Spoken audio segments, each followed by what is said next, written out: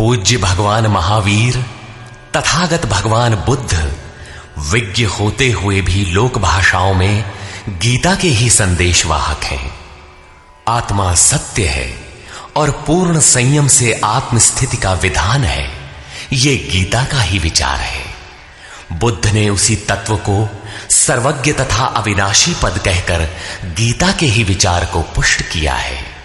इतना ही नहीं, अपितु विश्व वाडमय में धर्म के नाम पर जो कुछ भी सार सर्वस्व है, जैसे एक ईश्वर, प्रार्थना, पश्चाताप, तप इत्यादि गीता के ही उपदेश हैं। वही उपदेश स्वामी श्री अड़गड़ानंद जी के मुखाब से निःसृत यथार्थ गीता कैसेट रूप में मानव मात्र की मुक्ति का दिव्य संदेश बनकर उपस्थित है।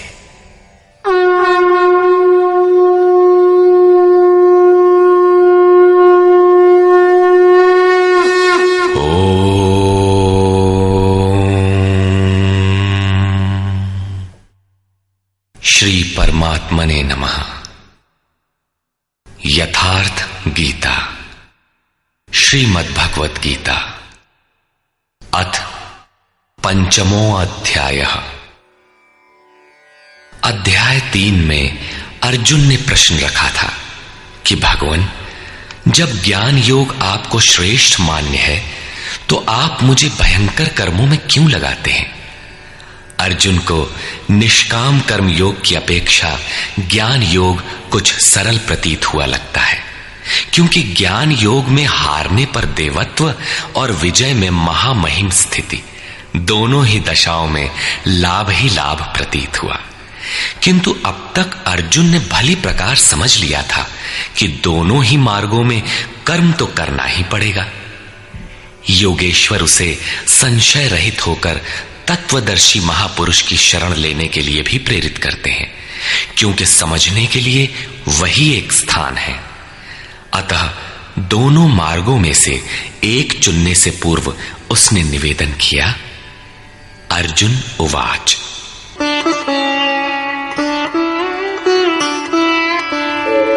संन्यासं कर्मणां कृष्ण पुनर्योगं च शंससि यच्छ्रेय एतयोरेकं तन्मे ब्रूहि सुनिश्चितम्। हे श्री कृष्ण, आप कभी संन्यास माध्यम से किए जाने वाले कर्म की और कभी निष्काम दृष्टि से किए जाने वाले कर्म की प्रशंसा करते हैं।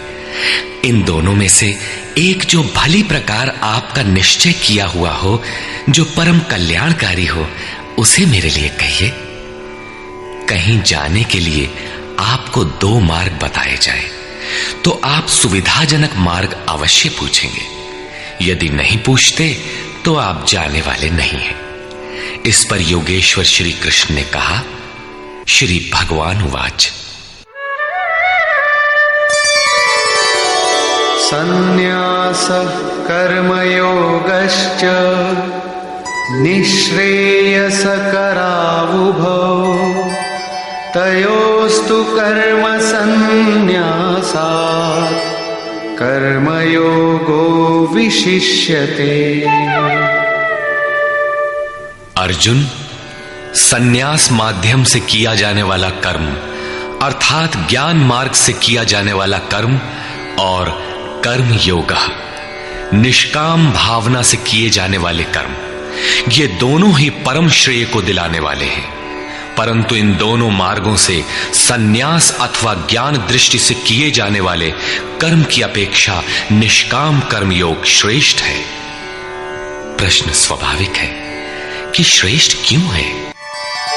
ज्ञेयः स नित्य सन्न्यासी यो न द्वेष्टि न कांक्षति निर्द्वन्द्वो हि महाबाहो सुखं बन्धात् प्रमुच्यते। महाबाहु अर्जुन, जो न किसी से द्वेष करता है न किसी की आकांक्षा करता है, वो सदैव सन्यासी ही समझने योग्य है, चाहे वो ज्ञान मार्ग से या निष्काम कर्म मार्ग से ही क्यों ना हो। राग द्वेषादि द्वंद्वों से रहित वो पुरुष सुखपूर्वक भव बंधन से मुक्त हो जाता है।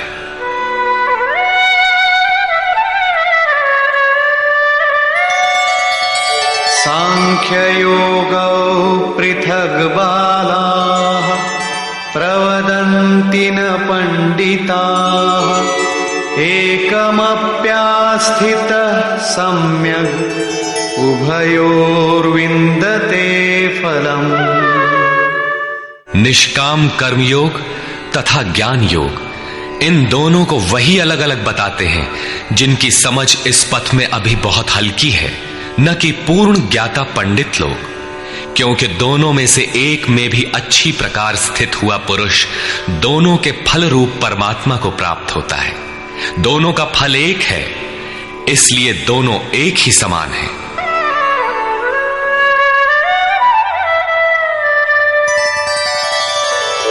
यत् सांख्यैः प्राप्यते स्थानम् तद्योगैरपि गम्यते एकं सांख्यं च योगं च यः पश्यति स पश्यति। जहां सांख्य दृष्टि से कर्म करने वाला पहुंचता है, वहीं निष्काम माध्यम से कर्म करने वाला भी पहुंचता है। इसलिए जो दोनों को फल की दृष्टि से एक देखता है, वही यथार्थ जानने वाला है। जब दोनों एक ही स्थान पर पहुंचते हैं, तो निष्काम कर्मयोग विशेष क्यों? श्री कृष्ण बताते हैं,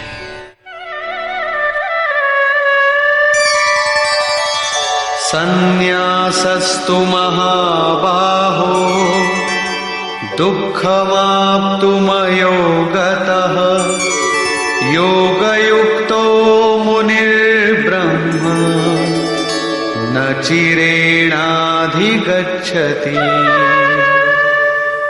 अर्जुन, निष्काम कर्मयोग का आचरण किए बिना संन्यासः का प्राप्त होना दुखप्रद है। जब योग का आचरण प्रारंभ ही नहीं किया तो असंभव सा है। इसलिए भगवत स्वरूप का मनन करने वाला मुनि, जिसकी मन सहित इंद्रियां मौन है, निष्काम कर्मयोग का आचरण करके परब्रह्म परमात्मा को शीघ्र ही प्राप्त हो जाता है। स्पष्ट है कि ज्ञान योग में निष्काम कर्मयोग का ही आचरण करना पड़ेगा, क्योंकि क्रिया दोनों में एक ही है। वही यज्ञ की क्रिया है, जिसका शुद्ध अर्थ है आराधना। दोनों मार्गों में अंतर केवल कर्ता के दृष्टिकोण का है। एक अपनी शक्ति को समझकर हानि लाभ देखते हुए इसी कर्म में प्रवृत्त होता है, और दूसरा निष्काम कर्मयोगी इष्ट पर निर्भर होकर इसी क्रिया में प्रवृत्त होता है। उदाहरणार्थ, एक प्राइवेट पढ़ता है, दूसरा नॉमिनेट। दोनों का पाठ्यक्रम एक ही है, परीक्षा एक है, परीक्षक निरीक्षक दोनों में एक ही है। ठीक इसी प्रकार दोनों के सद्गुरु तत्वदर्शी हैं और एक ही है, केवल दोनों के पढ़ने का दृष्टिकोण भिन्न है। पीछे जैसे श्री कृष्ण ने कहा कि काम और क्रोध दुर्जय शत्रु हैं, अर्जुन इन्हें तू मार। अर्जुन को लगा कि ये तो बड़ा कठिन है, किंतु श्री कृष्ण ने कहा, नहीं, शरीर से परे इंद्रियां हैं, इंद्रियों से परे मन है, मन से परे बुद्धि है, बुद्धि से परे तुम्हारा स्वरूप है, तुम वहां से प्रेरित हो। इस प्रकार अपनी शक्ति को सामने रखकर स्वावलंबी होकर कर्म में प्रवृत्त होना ज्ञान योग है। समर्पण के साथ इष्ट पर निर्भर होकर उसी कर्म में प्रवृत्त होना निष्काम कर्म योग है। दोनों की क्रिया एक है और परिणाम भी एक ही है। इसी पर बल देकर योगेश्वर श्री कृष्ण यहां कहते हैं कि योग का आचरण किए बिना सन्यास अर्थात शुभाशुभ कर्मों के अंत की स्थिति का प्राप्त होना असंभव है। श्री कृष्ण के अनुसार ऐसा कोई योग नहीं है कि हाथ पर हाथ रखकर बैठे बैठे कहो कि मैं परमात्मा हूं, शुद्ध हूं, बुद्ध हूं, मेरे लिए न तो कर्म है न बंधन, मैं भला बुरा कुछ करता दिखाई पड़ता भी हूं तो इंद्रियां अपने अर्थों में बरत रही हैं। ऐसा पाखंड श्री कृष्ण के शब्दों में कदापि नहीं है। साक्षात योगेश्वर भी अपने अनन्य सखा अर्जुन को बिना कर्म की ये स्थिति नहीं दे सके। यदि ऐसा वे कर सकते तो गीता की आवश्यकता ही क्या थी। कर्म तो करना ही पड़ेगा। कर्म करके ही सन्यास की स्थिति को पाया जा सकता है और योग युक्त पुरुष शीघ्र ही परमात्मा को प्राप्त हो जाता है। योग युक्त पुरुष के लक्षण क्या है, इस पर कहते हैं,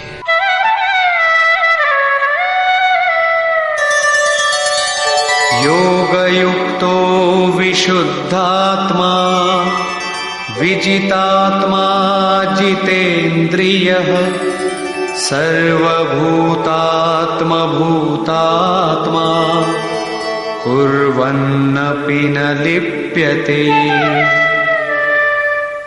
विशेष रूप से जीता हुआ है शरीर जिसका, जीती हुई है इंद्रियां जिसकी, और विशेष रूप से शुद्ध है अंतःकरण जिसका, ऐसा पुरुष संपूर्ण भूत प्राणियों की आत्मा के मूल उद्गम परमात्मा से एक ही भाव हुआ योग से युक्त है। वो कर्म करता हुआ भी उससे लिप्त नहीं होता। तो करता क्यों है? पीछे वालों में परम कल्याणकारी बीज का संग्रह करने के लिए लिप्त क्यों नहीं होता? क्योंकि संपूर्ण प्राणियों का जो मूल उद्गम है, जिसका नाम परम तत्व परमात्मा है, उस तत्व में वो स्थित हो गया। आगे कोई वस्तु नहीं जिसकी शोध करे। पीछे वाली वस्तुएं छोटी पड़ गई तो भला आसक्ति किसमें करे? इसलिए वो कर्मों से आवृत्त नहीं होता। ये योग युक्त की पराकाष्ठा का चित्रण है। पुनः योग युक्त पुरुष की रहनी स्पष्ट करते हैं कि वो करते हुए भी उससे लिप्त क्यों नहीं होता। नैव किंचित करोमीति युक्तो मन्येत तत्त्ववित् पश्यन् शृण्वन् स्पृशन् जिघ्रन् अश्नन् गच्छन् स्वपन् श्वसन् प्रलपन् विसृजन् गृह्णन् उन्मिषन् निमिषन्नपि इन्द्रियाणीन्द्रियार्थेषु वर्तन्त इति धारयन्। परम तत्व परमात्मा को साक्षात्कार सहित जानने वाले योग युक्त पुरुष की ये मन स्थिति अर्थात अनुभूति है कि मैं किंचित मात्र भी कुछ नहीं करता हूं। ये उसकी कल्पना नहीं, बल्कि ये स्थिति उसने कर्म करके पाई है। अब प्राप्ति के पश्चात वो सब कुछ सुनता हुआ, स्पर्श करता, सूंघता, भोजन करता, गमन करता, सोता, श्वास लेता, त्याग करता, ग्रहण करता, आंखों को खोलता और मीचता हुआ भी इंद्रियां अपने अर्थों में बरतती हैं। ऐसी धारणा वाला होता है परमात्मा से बढ़कर कुछ है ही नहीं, और जब उसमें वो स्थित ही है तो उससे बढ़कर किस सुख की कामना से वो किसी का स्पर्श इत्यादि करेगा। यदि कोई श्रेष्ठ वस्तु आगे होती तो आसक्ति अवश्य रहती, किंतु प्राप्ति के बाद अब और आगे जाएगा कहां और पीछे त्यागेगा क्या? इसलिए योग युक्त पुरुष लिप्त नहीं होता। इसी को एक उदाहरण के माध्यम से प्रस्तुत करते हैं। ब्रह्मण्याधाय कर्माणि संगं त्यक्त्वा करोति यः लिप्यते न स पापेन पद्मपत्रमिवाम्भसा। कमल कीचड़ में होता है, उसका पत्ता पानी के ऊपर तैरता है, लहरें रात दिन उसके ऊपर से गुजरती हैं, किंतु आप पत्ते को देखें सूखा मिलेगा। जल की एक बूंद भी उस पर टिक नहीं पाती। कीचड़ और जल में रहते हुए भी वो उससे लिप्त नहीं होता। ठीक इसी प्रकार जो पुरुष सब कर्मों को परमात्मा में विलय करके साक्षात्कार के साथ ही कर्मों का विलय होता है, इससे पूर्व नहीं। आसक्ति को त्याग करके अब आगे कोई वस्तु नहीं, अतः आसक्ति नहीं रहती, इसलिए आसक्ति को त्याग कर कर्म करता है। वो भी इसी प्रकार लिप्त नहीं होता। फिर वो करता क्यों है? आप लोगों के लिए, समाज के कल्याण साधन के लिए, पीछे वालों के मार्गदर्शन के लिए। इसी पर बल देते हैं। कायेन मनसा बुद्ध्या केवलैरिन्द्रियैरपि योगिनः कर्म कुर्वन्ति संगम त्यक्त्वात्मशुद्धये। योगी जन केवल इंद्रिय, मन, बुद्धि और शरीर द्वारा भी आसक्ति त्याग कर आत्मशुद्धि के लिए कर्म करते हैं। जब कर्म ब्रह्म में विलय हो चुके तो क्या अब भी आत्मा अशुद्ध ही है? नहीं, वे सर्वभूतात्म भूतात्मा हो चुके हैं। संपूर्ण प्राणियों में वे अपनी ही आत्मा का प्रसार पाते हैं। उन समस्त आत्माओं की शुद्धि के लिए, आप सबका मार्गदर्शन करने के लिए वे कर्म में बरतते हैं। शरीर, मन, बुद्धि तथा केवल इंद्रियों से वो कर्म करता है। स्वरूप से वो कुछ भी नहीं करता, स्थिर है। बाहर से वो सक्रिय दिखाई देता है, किंतु भीतर उसमें असीम शांति है। रस्सी जल चुकी, मात्र ऐंठन आकार शेष है, जिससे बंध नहीं सकता। युक्तः कर्म फलं त्यक्त्वा शान्तिमाप्नोति नैष्ठिकीम् अयुक्तः कामकारेण फले सक्तो निबध्यते। योग युक्त अर्थात योग के परिणाम को प्राप्त पुरुष जो सब प्राणियों के आत्मा के मूल परमात्मा में स्थित है, ऐसा योगी कर्म के फल को त्याग कर, कर्मों का फल परमात्मा उससे भिन्न नहीं है, इसलिए अब कर्म फल को त्याग कर नैष्ठिकीम शांतिम आपनोति, शांति की अंतिम अवस्था को प्राप्त होता है, जिसके आगे कोई शांति शेष नहीं है, जिसके पश्चात वो कभी अशांत नहीं होता। किंतु अयुक्त पुरुष जो योग के परिणाम से युक्त नहीं है, अभी रास्ते में है, ऐसा पुरुष फल में आसक्त हुआ। फल है परमात्मा, उसमें उसका आसक्त होना आवश्यक है, इसलिए फल में आसक्त होने पर भी काम कारेण निबध्यते, कामना करके बंध जाता है, अर्थात पूर्ति पर्यंत कामनाएं जागृत होती है। अतः साधक को पूर्ति पर्यंत सावधान रहना चाहिए। महाराज जी कहा करें, हो तनिको हम अलग, भगवान अलग है, तो माया कामयाब हो सकती है। कल ही प्राप्ति होनी हो, किंतु आज तो वो अज्ञानी ही है। अतः पूर्ति पर्यंत साधक को असावधान नहीं होना चाहिए। इसी पर आगे देखें। सर्वकर्माणि मनसा सन्न्यस्यास्ते सुखं वशी नवद्वारे पुरे देहि नैव कुर्वन्न कारयन्। जो संपूर्ण रूप से स्ववश है, जो शरीर, मन, बुद्धि और प्रकृति से परे स्वयं में स्थित है, ऐसा वशी पुरुष निसंदेह न कुछ करता है न कराता है। पीछे वालों से कराना भी उसकी आंतरिक शांति का स्पर्श नहीं कर पाता। ऐसा स्वरूपस्थ पुरुष शब्दादि विषयों को उपलब्ध कराने वाले 9 द्वारों, 2 कान, 2 नेत्र, 2 नासिका छिद्र, 1 मुख, उपस्थ एवं पायु वाले शरीर रूपी घर में सब कर्मों को मन से त्याग कर स्वरूपानंद में ही स्थित रहता है। यथार्थतः वो न कुछ करता है और न कराता है। इसी को पुनः श्री कृष्ण दूसरे शब्दों में कहते हैं कि वो प्रभु न करता है न कराता है। सद्गुरु, भगवान, प्रभु, स्वरूपस्थ, महापुरुष, युक्त इत्यादि एक दूसरे के पर्याय हैं। अलग से कोई भगवान कुछ करने नहीं आता। वो जब करता है तो इन्हीं स्वरूपस्थ इष्ट के माध्यम से कराता है। महापुरुष के लिए शरीर मकान मात्र है। अतः परमात्मा का करना और महापुरुष का करना एक ही बात है, क्योंकि वो उनके द्वारा है। वस्तुतः वो पुरुष करते हुए भी कुछ नहीं करता। इसी पर अगला श्लोक देखें।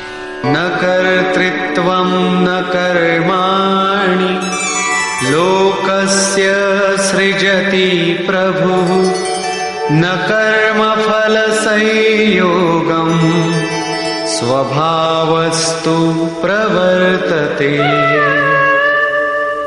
वो प्रभु न तो भूत प्राणियों के कर्तापन को, न कर्मों को और न कर्म फलों का संयोग ही बैठाता है, बल्कि स्वभाव में स्थित प्रकृति के दबाव के अनुसार ही सभी बरतते हैं।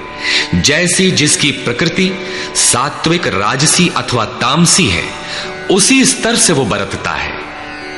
प्रकृति तो लंबी चौड़ी है, लेकिन आपके ऊपर उतना ही प्रभाव डाल पाती है जितना आपका स्वभाव विकृत अथवा विकसित है। प्रायः लोग कहते हैं कि करने कराने वाले तो भगवान हैं, हम तो यंत्र हैं, हमसे वे भला करावें अथवा बुरा। किंतु योगेश्वर श्री कृष्ण कहते हैं कि न वो प्रभु स्वयं करता है, न कराता है, और न वो जुगाड़ ही बैठाता है।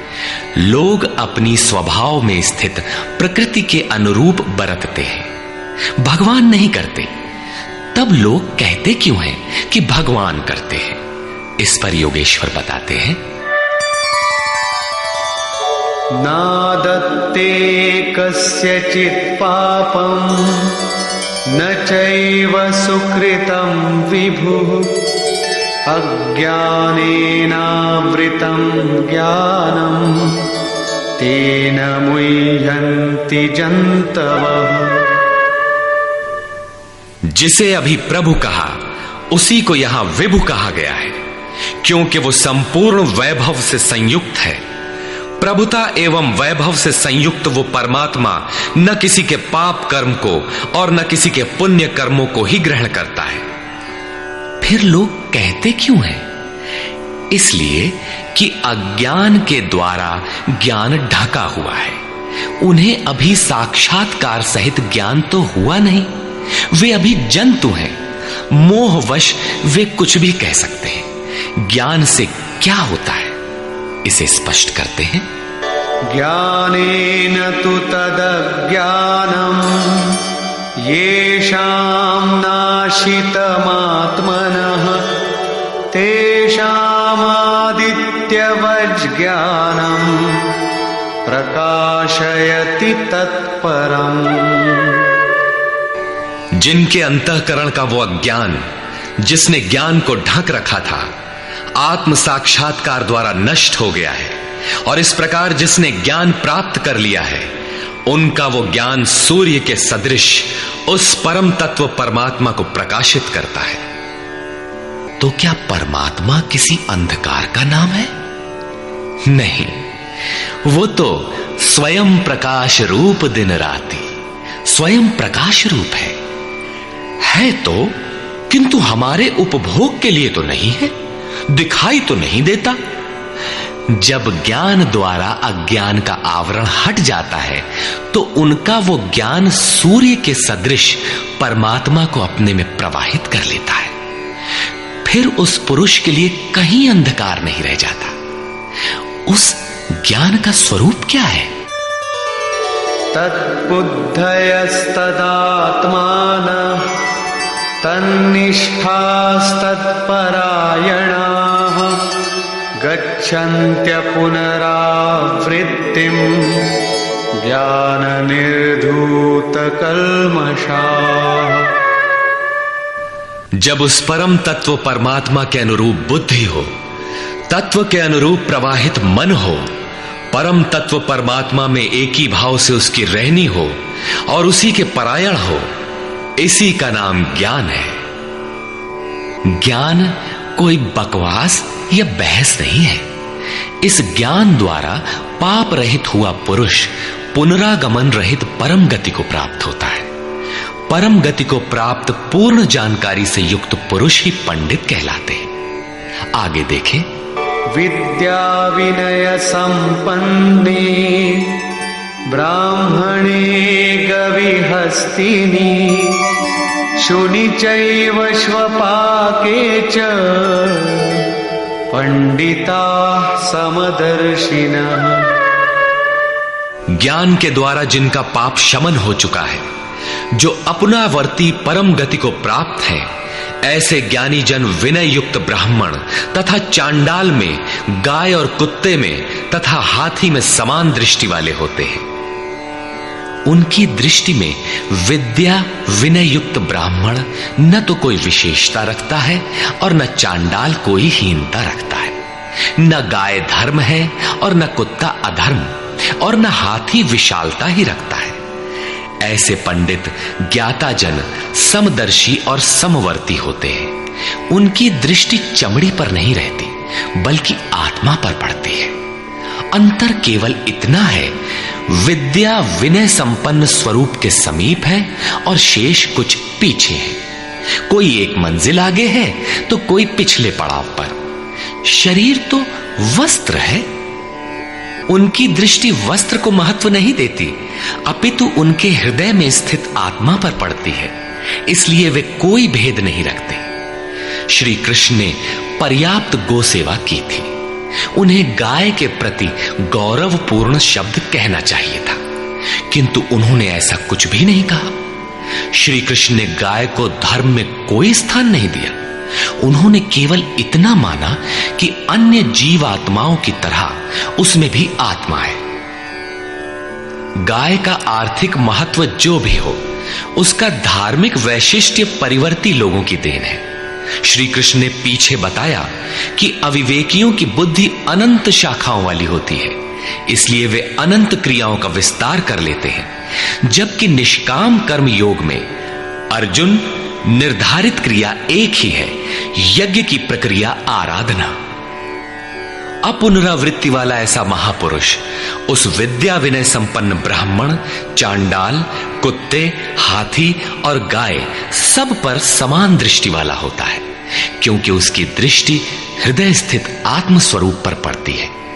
ऐसे महापुरुष को परम गति में क्या मिला है और कैसे, इस पर प्रकाश डालते हुए योगेश्वर श्री कृष्ण बताते हैं। इहैव तैर्जितः सर्गो येषां साम्ये स्थितं मनः निर्दोषं हि समं ब्रह्म तस्माद् ब्रह्मणि ते स्थिताः। उन पुरुषों द्वारा जीवित अवस्था में ही संपूर्ण संसार जीत लिया गया, जिनका मन समत्व में स्थित है। मन के समत्व का संसार जीतने से क्या संबंध? संसार मिट ही गया तो वो पुरुष रहा कहां? श्री कृष्ण कहते हैं, निर्दोषम हि समम ब्रह्म। वो ब्रह्म निर्दोष और सम है। इधर उनका मन भी निर्दोष और सम स्थिति वाला हो गया। तस्मात् ब्रह्मणि ते स्थिताः, इसलिए वो ब्रह्म में स्थित हो जाता है। इसी का नाम अपुनरावर्ती परम गति है। ये कब मिलता है? जब संसार रूपी शत्रु जीतने में आ जाए। संसार कब जीतने में आता है? जब मन का निरोध हो जाए, समत्व में प्रवेश पा जाए, क्योंकि मन का प्रसार ही जगत है। जब वो ब्रह्म में स्थित हो जाता है, तब ब्रह्मविद का लक्षण क्या है, उसकी रहनी स्पष्ट करते हैं। न प्रहिष्येत् प्रियं प्राप्य नो द्विजेत् प्राप्य च प्रियं स्थिरबुद्धिरसम्मूढो ब्रह्मविद् ब्रह्मणि स्थितः।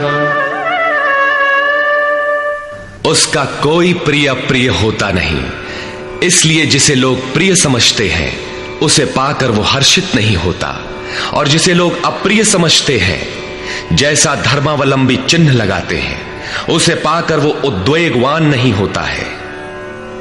ऐसा स्थिर बुद्धि, असम्मूढ़, संशय रहित ब्रह्मविद, ब्रह्म से संयुक्त ब्रह्मवेत्ता, ब्रह्मणि स्थितः, परात्पर ब्रह्म में सदैव स्थित है। बाह्य स्पर्शेष्वसक्तात्मा विन्दत्यात्मनि यत् सुखम् स ब्रह्मयोगयुक्तात्मा सुखमक्षयमश्नुते। बाहर संसार के विषय भोगों में अनासक्त पुरुष अंतरात्मा में स्थित जो सुख है उस सुख को प्राप्त होता है।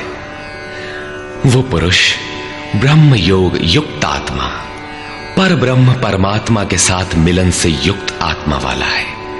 इसलिए वो अक्षय आनंद का अनुभव करता है, जिस आनंद का कभी क्षय नहीं होता। इस आनंद का उपभोग कौन कर सकता है? जो बाहर के विषय भोगों से अनासक्त है। तो क्या भोग बाधक हैं? भगवान श्री कृष्ण कहते हैं, ये हि संस्पर्शजा भोगा दुःखयोनय एव ते आद्यन्तवन्तः कौन्तेय न तेषु रमते बुधः। केवल त्वचा ही नहीं, सभी इंद्रियां स्पर्श करती हैं। देखना आंख का स्पर्श है, सुनना कान का स्पर्श है। इसी प्रकार इंद्रियों और विषयों के संयोग से उत्पन्न होने वाले सभी भोग यद्यपि भोगने में प्रिय प्रतीत होते हैं, किंतु निसंदेह वे सब दुख योनयः, दुखद योनियों के ही कारण हैं। ये भोग ही योनियों के कारण हैं। इतना ही नहीं, वे भोग पैदा होने और मिटने वाले हैं, नाशवान हैं। इसलिए कौन्तेय, विवेकी पुरुष उनमें नहीं फंसते। इंद्रियों के इन स्पर्शों में रहता क्या है? काम और क्रोध, राग और द्वेष। इस पर श्री कृष्ण कहते हैं, शक्नोति हैव यः सोढुम् प्राक्शरीरविमोक्षणात् कामक्रोधोद्भवम् वेगम् स युक्तः स सुखी नरः। इसलिए जो मनुष्य शरीर के नाश होने से पहले ही काम और क्रोध से उत्पन्न हुए वेग को सहन करने में, मिटा देने में सक्षम है, वही नर रमन करने वाला है। वही इस लोक में योग से युक्त है और वही सुखी है। जिसके पीछे दुख नहीं है, उस सुख में अर्थात परमात्मा में स्थिति वाला है। जीते जी ही इसकी प्राप्ति का विधान है, मरने पर नहीं। संत कबीर ने इसी को स्पष्ट किया, अवधू जीवत में कर आशा। तो क्या मरने के बाद मुक्ति नहीं होती? वे कहते हैं, मुए मुक्ति गुरु कहे स्वार्थी, झूठा दे विश्वासा। यही योगेश्वर श्री कृष्ण का कथन है कि शरीर रहते मरने से पहले ही जो काम क्रोध के वेग को मिटा देने में सक्षम हो गया, वही पुरुष इस लोक में योगी है, वही सुखी है।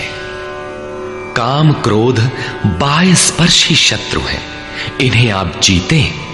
इसी पुरुष के लक्षण पुनः बता रहे हैं, योऽन्तः सुखोऽन्तरारामः तथान्तर्ज्योतिरेव यः स योगी ब्रह्मनिर्वाणम्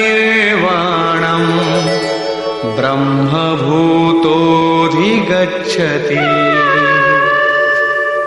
जो व्यक्ति अंतरात्मा में ही सुख वाला, अंतरारामः, अंतरात्मा में ही आराम वाला, तथा जो अंतरात्मा में ही प्रकाश वाला, साक्षात्कार वाला है, वही योगी ब्रह्मभूत, ब्रह्म के साथ एक होकर ब्रह्म निर्वाणम, वाणी से परे ब्रह्म, शाश्वत ब्रह्म को प्राप्त होता है। अर्थात पहले विकारों, काम क्रोध का अंत, फिर दर्शन, फिर प्रवेश। आगे देखें, लभन्ते ब्रह्म निर्वाणम् ऋषयः क्षीणकल्मषाः छिन्नद्वैधायतात्मानः सर्वभूतहिते रताः। परमात्मा का साक्षात्कार करके जिनका पाप नष्ट हो गया है, जिनकी दुविधाएं नष्ट हो गई हैं, संपूर्ण प्राणियों के हित में जो लोग लगे हुए हैं, प्राप्ति वाले ही ऐसा कर सकते हैं। जो स्वयं गड्ढे में पड़ा है वो दूसरों को क्या बाहर निकालेगा। इसलिए करुणा महापुरुष का स्वाभाविक गुण हो जाता है। तथा यतात्मानः, जितेंद्रिय ब्रह्मवेत्ता पुरुष शांत पर ब्रह्म को प्राप्त होते हैं, उसी महापुरुष की स्थिति पर पुनः प्रकाश डालते हैं। काम क्रोध वियुक्तानां यतीनां यतचेतसां अभितो ब्रह्म निर्वाणं वर्तते विदितात्मनां। काम और क्रोध से रहित जीते हुए चित्त वाले परमात्मा का साक्षात्कार किए हुए ज्ञानी पुरुषों के लिए सब ओर से शांत पर ब्रह्म ही प्राप्त है। बार बार योगेश्वर श्री कृष्ण उस पुरुष की रहनी पर बल दे रहे हैं जिससे प्रेरणा मिले। प्रश्न लगभग पूर्ण हुआ। अब वे पुनः बल देते हैं कि इस स्थिति को प्राप्त करने का आवश्यक अंग श्वास प्रश्वास का चिंतन है। यज्ञ की प्रक्रिया में प्राण का अपान में हवन, अपान का प्राण में हवन, प्राण अपान दोनों की गति का निरोध उन्होंने बताया था, उसी को समझा रहे हैं।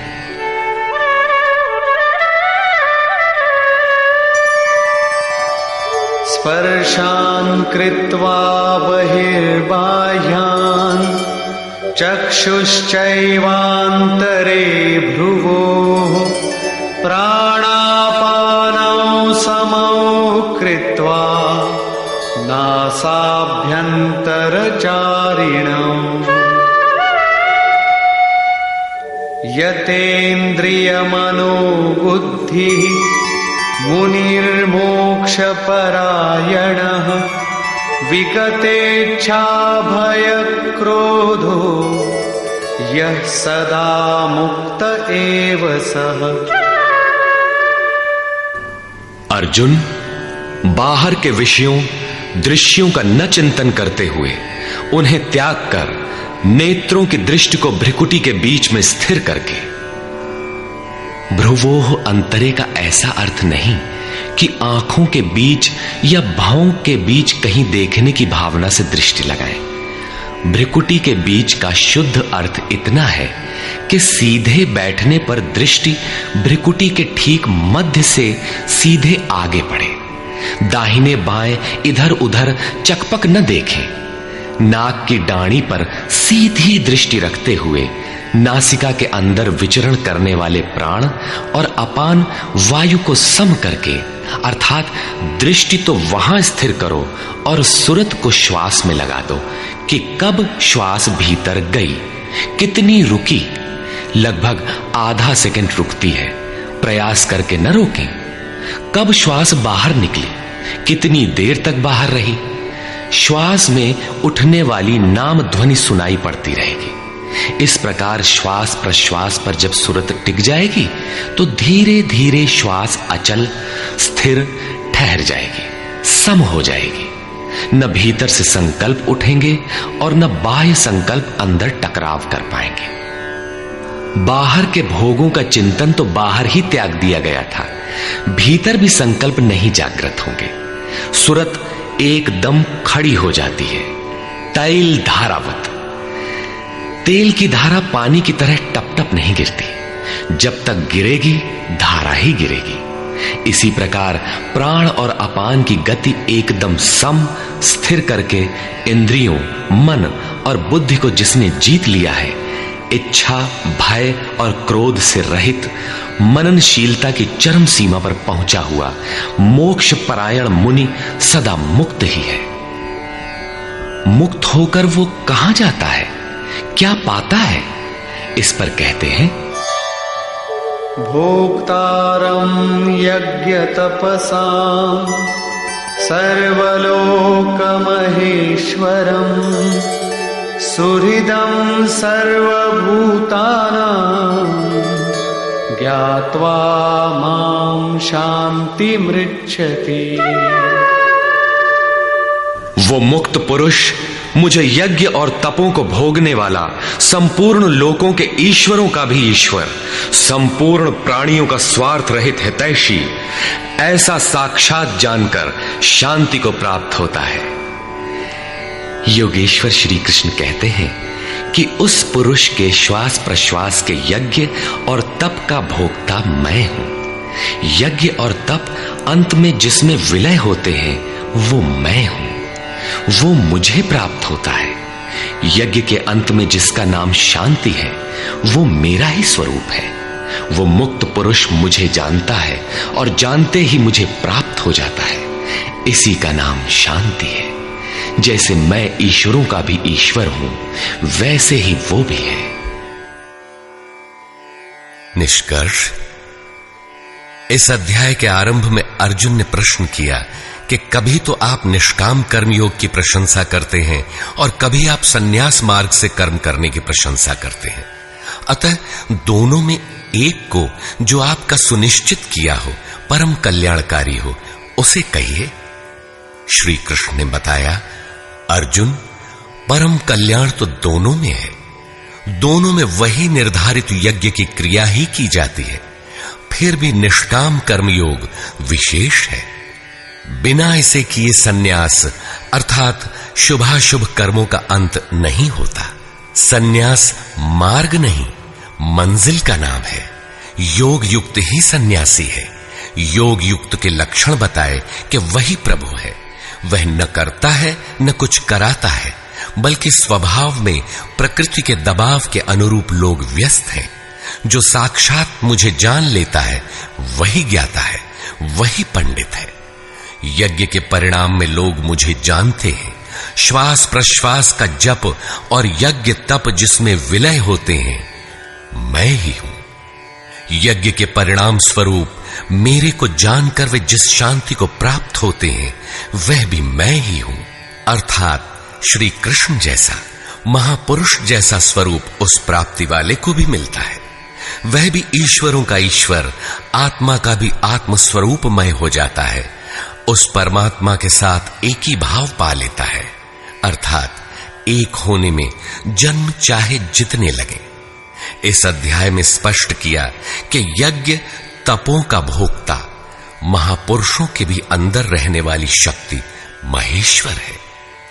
अतः ओम तत्सदिति श्रीमद्भगवद्गीतासु उपनिषत्सु ब्रह्म विद्यायाम योग शास्त्रे श्री कृष्णार्जुन संवादे यज्ञ भोक्ता महापुरुषस्त महेश्वरः नाम पंचमोऽध्यायः। इस प्रकार स्वामी अड़गड़ानंद कृत श्रीमद् भगवद गीता के भाष्य यथार्थ गीता का 5वां अध्याय पूर्ण होता है। हरि ओम तत्सत।